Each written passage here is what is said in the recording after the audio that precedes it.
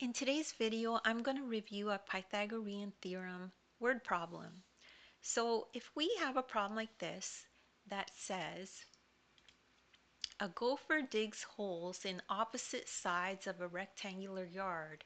If the yard is 9 meters by 12 meters, how far will the gopher have to run to get from one hole to another? So it's always good to draw a little drawing. So here's our rectangular yard, and here's the 9 meters by 12 meters, okay? So it's a square, it's a right angle, I mean. So when the two sides are exactly like this, it's a right angle. So here's our gopher, and he digs two holes here and one here, opposite sides of the yard, okay? So we could use Pythagorean theorem to solve this. In a right angle, a squared plus b squared equals c squared. And a and b are lengths of the legs. C is the side length opposite the right angle. So these are the legs, the side length legs, and they're always attached to the 90-degree vertex.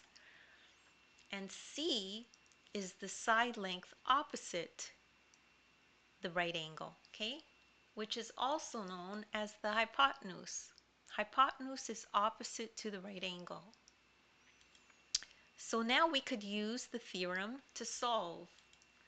So we let A equals 12 meters and B equals 9 meters, okay? Or the other way around works too. You could do the other way around. A is 9 and B would be 12. That would work, okay?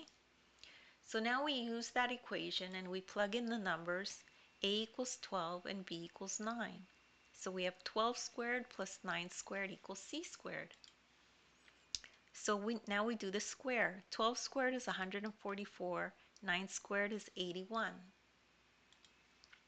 Now we add these two together, and that gives us 224 equals C squared. Now we take the square root of both sides, because squaring and square rooting undo each other. So you would be left with the base. Okay, so that's how you would undo the square. So you would just be left with the base. You take the square root. So now we simplify. The square root of 224 equals 15, and we're left with C on this side because squaring and square rooting undo each other. So C equals 15 meters. The gopher will need to run 15 meters to get from one hole to another, okay, from here to here. And that's it. That's how you do that type of problem. And don't worry if you don't understand that right away. You could just rewatch the video. As well, take a look at the description. There's a link there to my ebook. You could download it, and in there you'll find a link to this very video, and you can follow along in the ebook as you watch the video. As well, in the description you'll find links to other videos of mine that I've done that are similar. You could check those out if you need extra help. Please make sure to like and subscribe, and thank you so much for listening.